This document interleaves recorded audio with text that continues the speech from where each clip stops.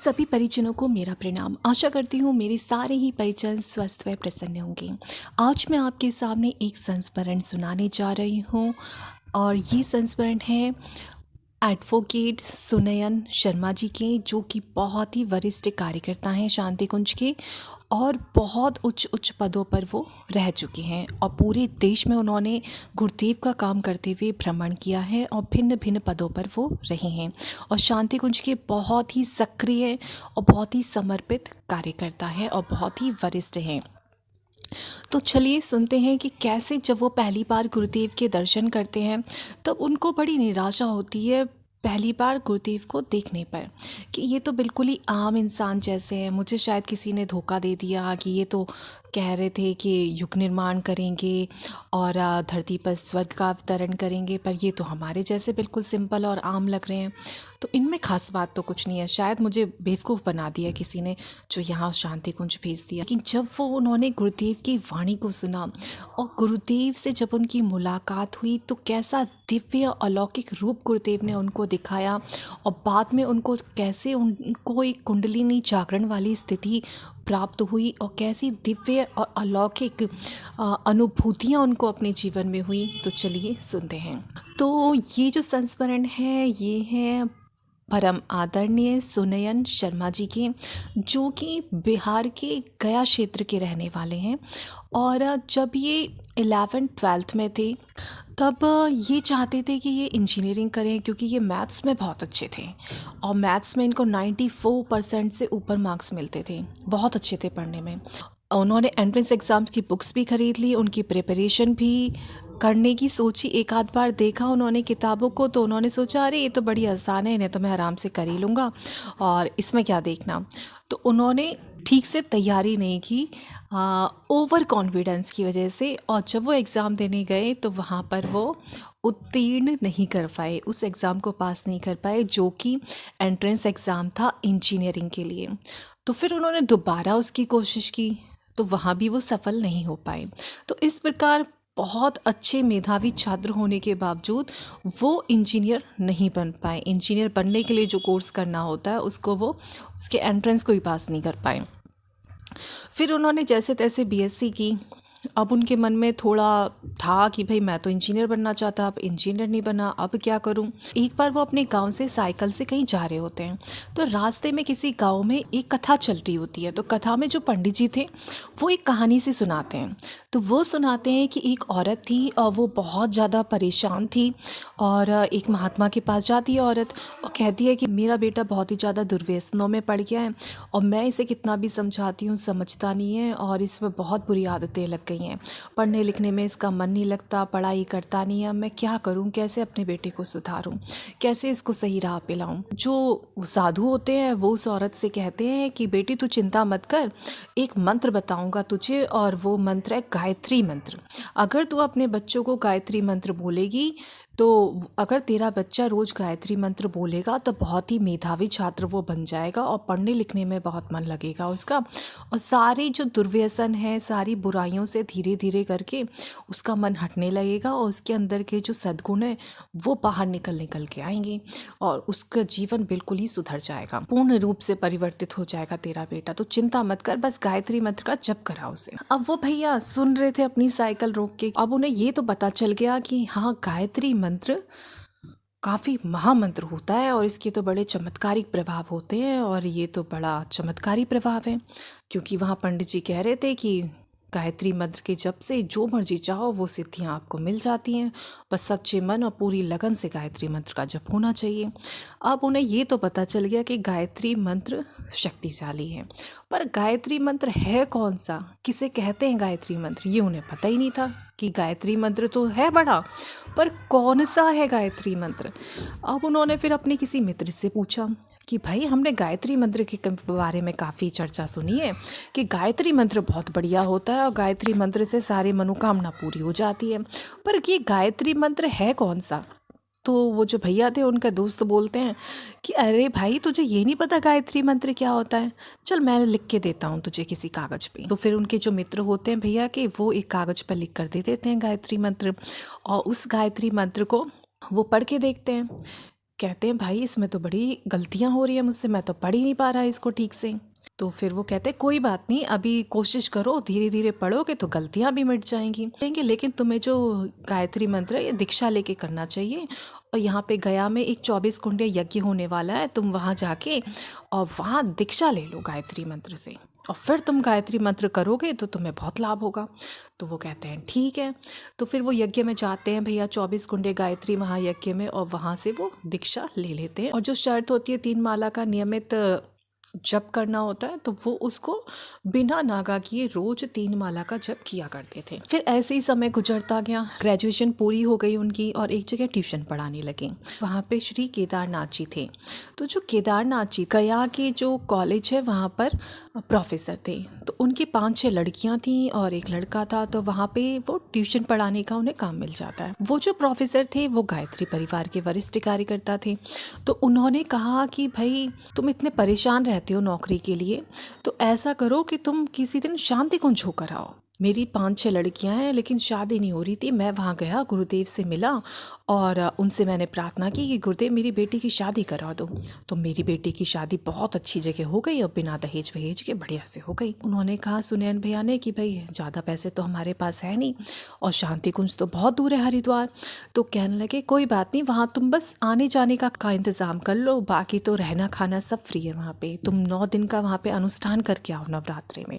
तो हरिद्वार में जब पहुँचते हैं तो हर की पौड़ी पर स्नान वगैरह करते हैं और वहाँ पर अपनी 3 माला का जो जप का नियम था उनका वो करते हैं। 3 माला का जप करके वो शांति कुंज के लिए निकलते हैं। लेकिन उस टाइम वो देखते हैं उनको बहुत तेज बुखार चढ़ा होता है, लेकिन फिर भी वो जाते हैं रिक्शे में बैठ के शांति कुंज के लिए। तो वो देखते हैं कि बहुत ही साधारण सा एक गेट था, कोई भीड़ भाड़ नहीं, कुछ नहीं, बस एक आदमी गेट पर खड़ा हुआ था। वो आदमी पूछता है कि भाई साहब कहाँ से आए हो आप? तो सुनयन भैया उस आदमी से बात करते हैं, तो मैं बिहार के गया से आया हूँ। तो वो कहता है कि अरे बड़ा प्रसन्न होता है, बड़ा खुश होता है। वो आदमी कहता है अरे भाई तुम तो बड़े दूर से आए हो, आओ आओ आओ, तुम तो बड़े भूखे होंगे। और नाश्ता वास्ता करवाता है। वहाँ पे चाय पेड़े का स्टॉल लगा हुआ था शांति कुंज के अंदर। तो वहाँ चाय पेड़े वगैरह खिला के नाश्ता करा के और फिर वो कहता अरे तुम तो बहुत बढ़िया टाइम पे आए हो, अभी 10 मिनट में ही गुरुदेव का प्रवचन होने वाला है, आप गुरुदेव का प्रवचन जरूर सुनना। कहते हैं चलो हम तो गुरुदेव से मिलने ही आए हैं, अवश्य ही सुनेंगे। तो वो प्रवचन हॉल की तरफ चलते हैं। उस टाइम इतना विकसित नहीं था शांति कुंज और वहाँ पर कमरे बहुत ही कम बने हुए थे। और जो प्रवचन हॉल है वो भी बस एक टीन टप्पर से पड़े हुए थे और जो लोहे की रॉड्स वगैरह पड़ी हुई थी उनके ऊपर ही शेड डाल के एक प्रवचन हॉल सा बना रखा था। छोटा सा स्टेज था, उसके ऊपर गुरुदेव एक कुर्सी पर बैठे हुए थे और कुछ जो लड़कियां थीं देव कन्याएं वो वहाँ पर संगीत गा रही थीं। तो वो जाते हैं, दूर से प्रणाम करते हैं गुरुदेव को और देखते हैं और वहाँ बैठ जाते हैं। पर मन ही मन सोचने लगते हैं कि मैंने तो सोचा था कि भाई कोई बहुत बड़े गुरुजी हैं और बहुत ही गायत्री के सिद्ध संत हैं और वो तो युग परिवर्तन की बात करते हैं, धरती पर स्वर्ग के अवतरण की बात करते हैं। लेकिन यहाँ तो ऐसा कोई गुरुजी वाली बात नहीं लग रही, ये तो बिल्कुल साधारण से है। मुझे लगता है कोई भूल हो गई है, मुझे किसी ने मतलब भ्रमित कर दिया है। ऐसे कोई चमत्कारी पुरुष तो ये लग नहीं रही है, तो बिल्कुल हमारे जैसे ही हैं। लगता है मैंने गलती कर दी, मेरे पास तो पैसे भी नहीं थे, इतनी दूर आया हूँ और किराए भाड़े में मेरे इतने रुपए लग गए, अब वापस जाऊँगा उसमें पैसे लगेंगे। मैं तो भाई पछता रहा हूँ, मुझे तो सही में गलती हो गई बहुत यहाँ की। कोई दिव्य पुरुष नहीं है, ये तो बिल्कुल साधारण आदमी है। ये सब बातें उनके दिमाग में चल रही थी गुरुदेव को पहली बार देखने के बाद। लेकिन जो देव कन्याएं वहाँ पर संगीत गा रही थी, प्रज्ञा गीत गा रही थी स्टेज पे बैठ के, तो वो उनको अच्छा भी लग रहा था, उससे तो बहुत प्रसन्न थे। पर उन्होंने सोचा चलो इतनी दूर आ ही गए हैं तो चलो प्रवचन तो सुन ही लेते हैं। फिर वो वहाँ बैठ जाते हैं और सोचते हैं कि चलो सुन तो लेते ही हैं कि क्या कह रहे हैं। फिर वो जब सुनने लगते हैं तो वो देखते हैं कि जो गुरुदेव प्रवचन में बातें बोल रहे होते हैं वो कहीं ना कहीं उनकी शंकाओं के सारे समाधान कर रही होती हैं। जो जो उनके दिमाग में जो अभी बातें चल रही थी, जो जो वो पूछना चाह रहे थे किसी से कि हमने तो सोचा था कोई सिद्ध महात्मा होंगे, कोई संत महात्मा होंगे और बहुत ही पहुँचे हुए होंगे, ये तो बिल्कुल साधारण है। तो हर चीज़ के, हर प्रश्न की समाधान गुरुदेव के प्रवचन में मिल रहे थे। गुरुदेव तो साधारण तौर पर जैसे प्रवचन देते थे वैसे ही दे रहे थे, पर जो सुनयन भैया वहाँ बैठे थे उनके सारे प्रश्नों के समाधान उनकी बातों में मिल रहे थे। वो अंदर ही अंदर बड़े खुश होते हैं। कहते हैं कि भाई मैं तो इन्हें साधारण ही सोच रहा था, इन्होंने तो मेरी सारी शंकाओं के समाधान कर दिए। मतलब थोड़ी तो कुछ है इनके अंदर बात कि ये समझ लेते हैं कि सामने वाला जो शिष्य है उसके मन में कौन सी बात चल रही है। गुरुदेव अपने प्रवचन में कह रहे थे कि अंशदान और समयदान सारे ही व्यक्तियों को करना चाहिए और 10 पैसा तो नियमित रूप से अंशदान करना चाहिए। और वो सुन के उनके मन में आया कि मैं तो बोझ बनकर यहाँ आ गया हूँ, मेरे पास तो पैसे भी नहीं है और मिशन जितना मेरा बोझ उठाएगा उन पैसों में तो मिशन कोई अच्छा और उचित कार्य कर सकता है। तो उनके मन में आया कि नहीं, मैं गुरुदेव के ऊपर बोझ नहीं बन सकता, तो मुझे जल्दी ही यहाँ से लौट जाना चाहिए। वो सोचते हैं कि अब ये सही नहीं है कि मैं यहाँ पे और दिन रुकूं और अब मेरा खर्च या मिशन उठाएं।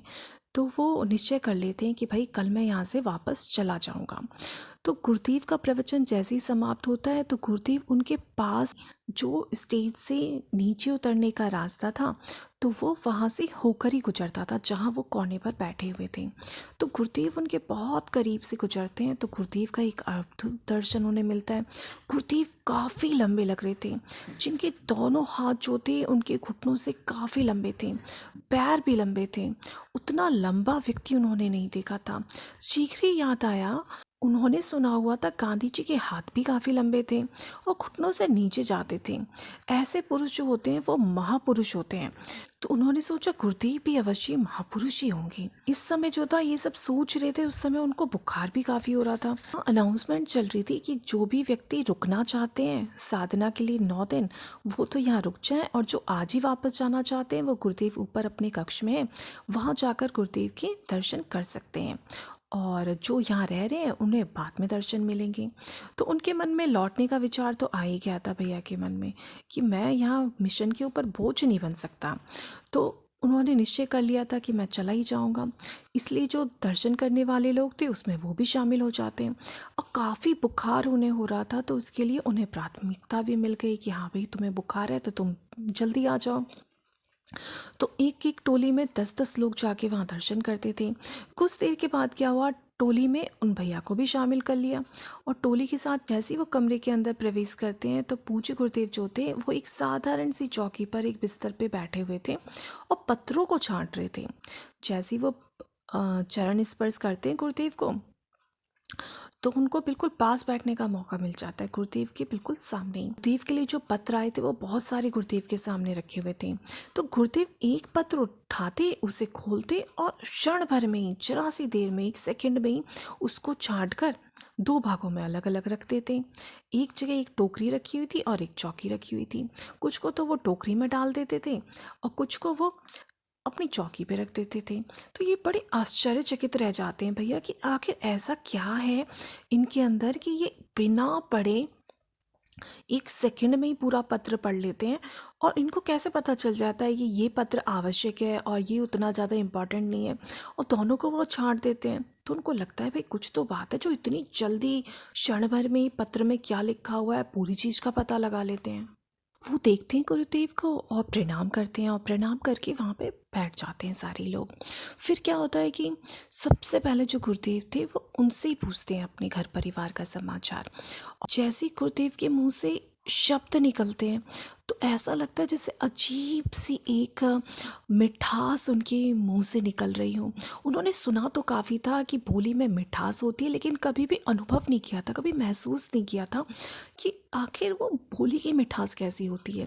लेकिन गुरुदेव के शब्दों में इतनी मिठास थी जब वो हालचाल पूछ रहे थे, तो लग रहा था कि जैसे बिल्कुल शहद जैसी मीठी बोली जो एकदम से ही हृदय को तृप्त करे जा रही थी।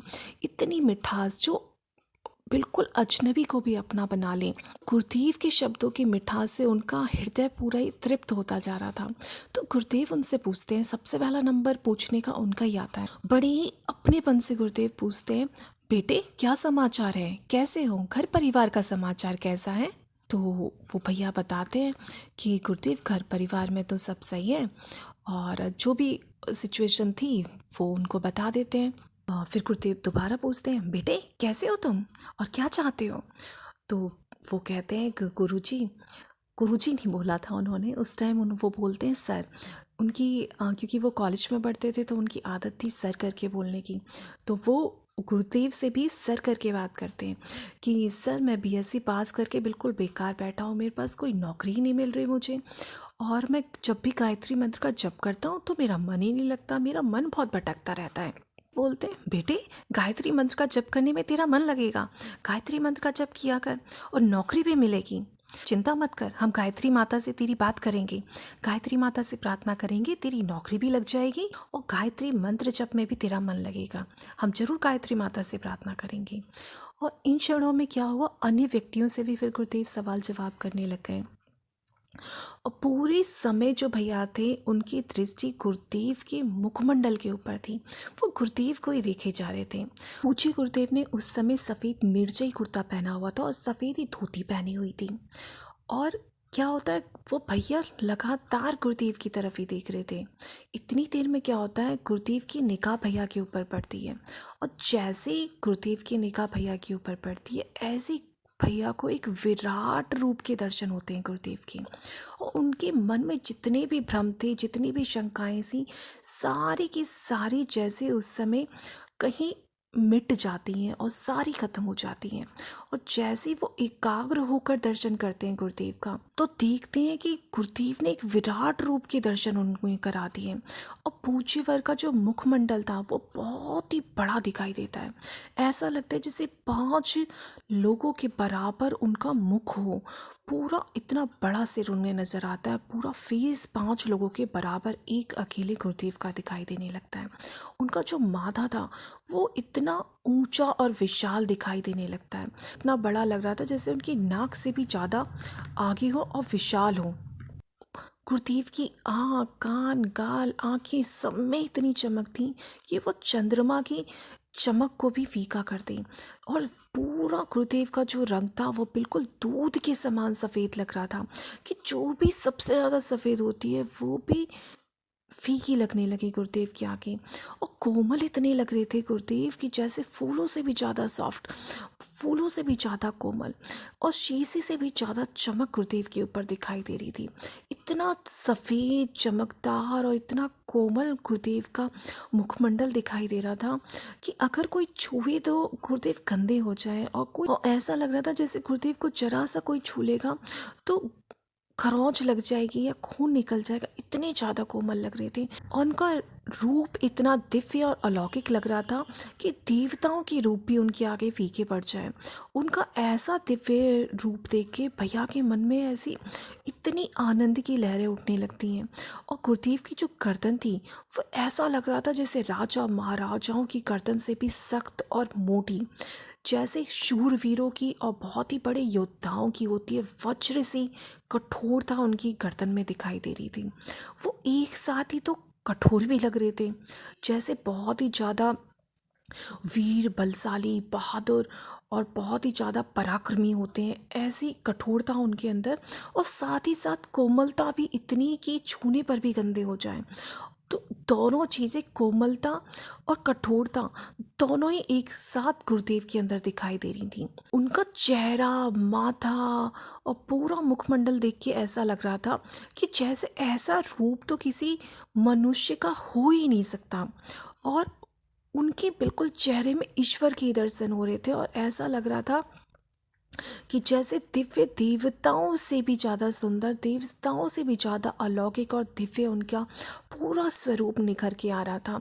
और गुरुदेव के इतने विराट और इतने विशाल रूप की दर्शन करके अपने आप को धन्य समझने लगते हैं, और कहते हैं ऐसा गुरु और कहीं नहीं हो सकता। ये गुरु जो मिले हैं इन्होंने सच में, मैं इनको बिल्कुल ही साधारण सोच रहा था, और आज इन्होंने मुझे अपने विराट और दिव्य रूप के दर्शन कराए हैं, तभी से उन्हें अपने तन मन से पूरा समर्पण कर देते हैं। और फिर वो बातचीत का जो क्रम था वो समाप्त होता है, और शांति कुंज से लौटकर जब वो गया अपने घर वापस आते हैं, उसके बाद आश्चर्यजनक रूप से उनका पूजा पाठ में मन लगने लगता है, और हर क्षण चलते फिरते, उठते बैठते, खाते पीते, सोने के अलावा जितने भी बचे हुआ समय था, सब में उनके मन में एक विशेष ज्ञान और अद्भुत आनंददायक कल्पनाएं उनमें मन में होने लग गई। पहले तो उनका मन बिल्कुल नहीं लगता था जप में, लेकिन जब गुरुदेव ने कहा कि हाँ बेटे हम प्रार्थना करेंगे और तुम्हारा मन जप में लगने लगेगा, तो क्या हुआ, उनके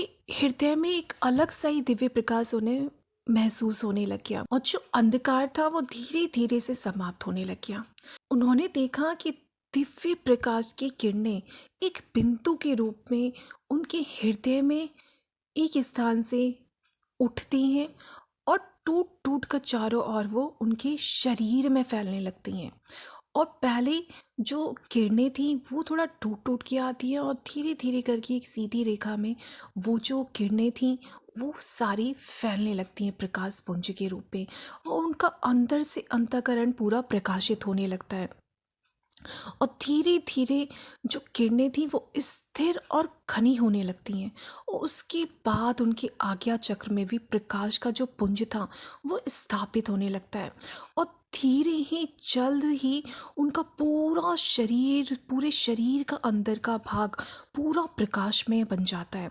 और साधना के क्रम में क्या होता है, विशेष रूप से उनका जो अंतःकरण था, आंतरिक शरीर के सारे ही भाग जो थे वो एक सफ़ेद शीतल प्रकाश से पूरे प्रकाशित हो जाते हैं।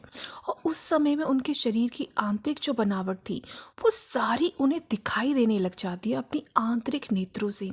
और वो महसूस करते हैं कि जब वो साधना कर रहे होते हैं उस समय उनके जो प्रकाश इतना उनके शरीर के अंदर फैल जाता है कि वो अपनी अंतर्दृष्टि से अपने शरीर के सारे ही अंग प्रत्यंगों को देख पा रहे थे।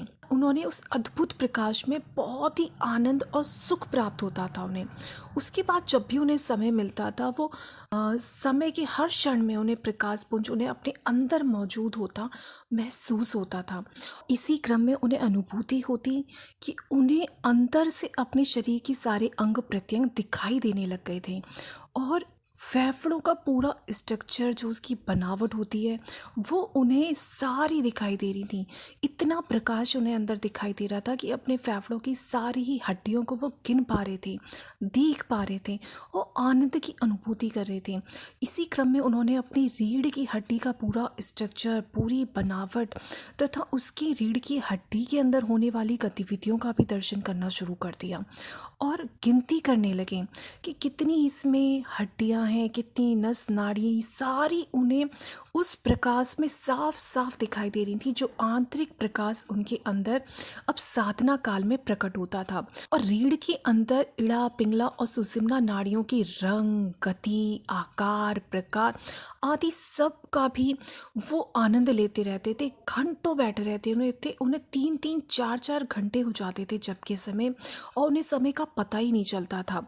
और पूरा अंदर का शरीर का जो दृश्य था वो अपनी अंतर्दृष्टि से वो उसे देखते रहते थे। यह सब कुछ रोज और हर वक्त जब वो चाहते थे उन्हें ये सब महसूस होने लगता था। जब के समय और थोड़ी सी इच्छा करते थे तभी उन्हें सारी ही चीज़ें फिल्मी सिनेमा की तरह पूरी दिखाई पड़ने लग जाती थी, और यह रोज का उनका क्रम चल गया था। और अब तो धीरे धीरे सिर्फ साधना काल में नहीं, चलते फिरते भी उनको काफ़ी चीज़ें नज़र आने लग गई थी। सामने वाले की मन की बातें वो उसके बिना कहे उनको समझ आने लग जाती थी कि सामने वाला क्या कहना चाहता है, पर उन्हें कुछ समझ ही नहीं आ रहा था कि ये सब क्यों हो रहा है। उन्हें लगा शायद दीक्षा लेते होंगे, उसके बाद सबके लिए ये सारी चीज़ें सामान्य होती होंगी और सबके साथ ही ऐसा होता होगा। लेकिन धीरे धीरे उन्हें पता चला कि ये कुंडलिनी जागरण की और शक्तिपात का एक चमत्कार था जो गुरुदेव के पैर छूते समय उनके अंदर प्रकट हो गया था। लेकिन क्योंकि उन्हें इसके बारे में कुछ भी पता नहीं था तो कई महीने, कई सालों तक ये सब चीज़ें होती रही उनके साथ, और धीरे धीरे करके उन्होंने सारे ही चक्रों के दर्शन किए, और अद्भुत प्रकाश पुंज के रूप में उन्हें सारी चीज़ें दृष्टिगोचर होती रहती थी। रीढ़ की हड्डी में प्रारंभ में जो नाड़ियों की तरंग है, नाड़ियों की जो गति है वो एक तरंग के रूप में दिखाई देती थी, और थोड़ी देर के बाद फिर वो एक सरल रेखा में स्थिर रूप से दिखती रहती थी, जो गति एड़ा, पिंगला और सुषुम्ना में हो रही होती है। और इस तरंग का सूक्ष्म गति उन्हें दिखाई देती थी। तीनों नाड़ियों की गति से वो बेहद खुश हो जाते थे और उन्हें अंदर से बहुत आंतरिक प्रसन्नता और आनंद की अनुभूति होती थी, और ये वो अपनी इच्छा से कभी भी देख सकते थे। लेकिन ये जो चमत्कार था ये गुरुदेव के शक्तिपात का था, और उन्हें इस चीज़ का पता नहीं चल रहा था कि ये मेरे साथ हो क्या रहा है। समय की गतिविधि और जीवन यापन की धीरे धीरे परेशानी की वजह से धीरे धीरे ये जो चीज़ें थी ये धीरे धीरे लुप्त होती गई। और एक और उन्होंने अनुभूति की कि उन्हीं दिनों में क्या हुआ कि जब वो गायत्री माता का ध्यान करते थे, जप करते समय, तो उन्हें लगता था कि वो एक छोटे बच्चे के रूप में, बिल्कुल नग्न अवस्था में, बिल्कुल छोटे शिशु के रूप में माता की गोद में खेल रहे हैं और गायत्री माता का दुग्ध पान कर रहे हैं। अमृत स्वरूप जो उनका दुग्ध था वो उनके अंदर, उनकी नस नाड़ी में पहुंचता जा रहा है और गोद में से उतरकर वो माँ के चरणों में प्रणाम करके और वही माता के आसपास खेलते हैं।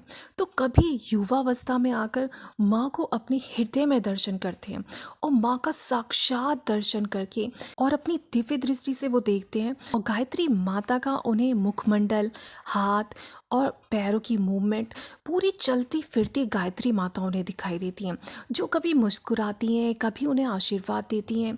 और जब वो उन्हें आशीर्वाद देती हैं, उनके साथ उन्हें प्यार से उनके सिर पर हाथ फेरती हैं, तो उनको परम सुख की अनुभूति होती थी। और परम पूज्य गुरुदेव भी उन्हें अपने हृदय में साक्षात विराजमान होते हुए, मुस्कुराते, आशीर्वाद देते हुए उन्हें महसूस होते रहते थे। वंदनीय माता जी और गुरुदेव को वो जब चाहे अपने हृदय के अंदर देख लेते थे और उन्हें महसूस होता था कि गुरुदेव, माता जी, गायत्री माता हर वक्त 24 घंटे उनके साथ हैं।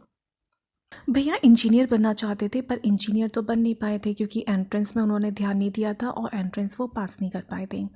फिर उन्होंने ग्रेजुएशन पूरी की और एक मेडिकल रिप्रेजेंटेटिव की जॉब पे वो लगे। उसमें बिल्कुल उन्हें सूटेड बूटेड रहना पड़ता था और जगह जगह जाना पड़ता था अपनी जो दवाइयों के प्रचार के लिए। फिर क्या हुआ, एक दोस्त ने कहा कि भाई ये तो तेरी जॉब थोड़ी ठीक नहीं लग रही मुझे, इसमें भाग दौड़ बहुत ज़्यादा है, पैसा तो है लेकिन भाग दौड़ बहुत ज़्यादा है। ऐसा करके तू ना वकील बन जा। वकील का ऐसा है, कोई रिटायरमेंट की एज नहीं है और उसमें पैसा, जितनी तुम मेहनत करोगे उतना पैसा होगा, मेहनत तो तू करता ही है। तो ऐसा करो कि तुम वकील बनने के क्षेत्र में मेहनत करो तो तुम अच्छा कमा पाओगे वहाँ पे और अच्छा नाम हो पाएगा। तो वो क्या करते हैं, मेडिकल रिप्रेजेंटेटिव की जॉब छोड़ के एमआर की और अब लॉयर बनने की तरफ होते हैं, क्योंकि उनको बड़ा आकर्षण भी था। जब भी वो देखते थे किसी वकील को ब्लैक कोट पहने हुए तो उनको बड़ा अच्छा लगता था, बड़ा आकर्षक उनका व्यक्तित्व लगता था वकीलों का। तो वो अब सोचते हैं कि ठीक है मैं भी वकील ही बनूंगा। तो उसके लिए 3 साल का कोर्स था। तो वो जब पेपर आने वाले होते थे तो पूरी साल वो उतनी मेहनत नहीं करते थे, लेकिन आश्चर्य की बात ये है कि पेपरों से 10-12 दिन पहले वो अपनी पढ़ाई शुरू करते थे और 2-3 बार बस बुक्स को पढ़ लेते थे, कुछ ज़्यादा उसमें याद नहीं करते, 2-3 बार रीडिंग कर लेते थे। और जब वो पेपर देने जाते थे तो उस टाइम जो आंसर्स थे, एक एक क्वेश्चन वो पढ़ते थे और उसके बाद उन्हें ऐसा लगता था कि सारे ही आंसर्स उनके दिमाग में, जैसे किताबों के ऊपर किताबें बिल्कुल तह लगी रखी रहती हैं, ऐसे ही सारे ही क्वेश्चंस के आंसर उनके दिमाग में एक के बाद एक आते जाते थे और वो सारे ही लिखते रहते थे और इतना जल्दी लिख लेते थे कि 1 घंटे के अंदर उनका पूरा ही प्रश्न पत्र ख़त्म हो जाता था। तो जब वो देने जाते थे आंसर शीट को, जो भी वहाँ टीचर बैठा होता था तो वो कहता, क्या हुआ, तुम्हें आता नहीं है क्या क्वेश्चन पेपर? तो वो कहते थे कि सर मैंने तो पूरा कर लिया। तो वो कहते थे क्या 1 घंटे में तुमने पूरा कर लिया? कह रहे हाँ सर मेरा तो पूरा हो गया। और वो ऐसे ही उन्होंने 3 साल के सारे पेपर ऐसे ही 10-12 दिन पहले पढ़ाई करके दिए और सारे ही इतने अच्छे मार्क्स से उन्होंने उत्तीर्ण करे, बहुत अच्छे अंक उनके उसमें आए। और वो कहते हैं ये गुरुदेव की जो साधना मैं करता था उसी का परिणाम था कि मेरा दिमाग इतना ज़्यादा एक्टिव हो गया था कि थोड़ा सा कुछ पढ़ने पर ही मुझे सारी चीज़ें याद हो जाती थी और मेरे दिमाग के कोने कोने में वो जमा हो जाती थी। और सच बताऊं तो ये सारे संस्मरण भैया ने, अभी फ़ोन पे मेरी बात हुई थी तब उन्होंने बताए हैं और जिस तरह से वो बता रहे थे उससे लग रहा था जैसे उनकी एज तो है, काफ़ी वरिष्ठ है वो, लेकिन उनके बताने के तरीके से लगता था जैसे सारी चीज़ें अभी हो रही हों, सारी ही चीज़ें नई हों। मतलब उनकी याददाश्त शक्ति जो है, स्मरण शक्ति जो है वो काफ़ी ही तेज है और ये उनकी साधना का ही परिणाम थी। तो हम सबको चाहिए कि हम भी अपनी साधना को बढ़ाएं, अपनी प्रगाढ़ता थोड़ी बढ़ाएं और गुरुदेव के चरणों पर पूरा ही विश्वास रखिए कि हमारे गुरुदेव कोई साधारण व्यक्ति नहीं थे। वो एक दिव्य चेतना थे जो हमारे बीच आई और जो हम सबकी सोई हुई आत्मा को जगाने के लिए आए थे और हमें साधना के उच्च शिखर पर पहुंचाने के लिए आए थे। तो हम सबको पूरी श्रद्धा, भक्ति और विश्वास के साथ अपने गुरुदेव को अपना आराध्य मानते हुए उनके चरणों में अपना शीश नवाते हुए गायत्री माता का जप और ध्यान नित्य करना चाहिए, नियम से करना चाहिए। आशा करती हूँ आपको ये संस्मरण अच्छा लगा होगा। अच्छा लगा हो तो प्लीज़ मुझे कमेंट करके बताएं और सभी को प्रणाम। जय गुरुदेव, जय श्री राम।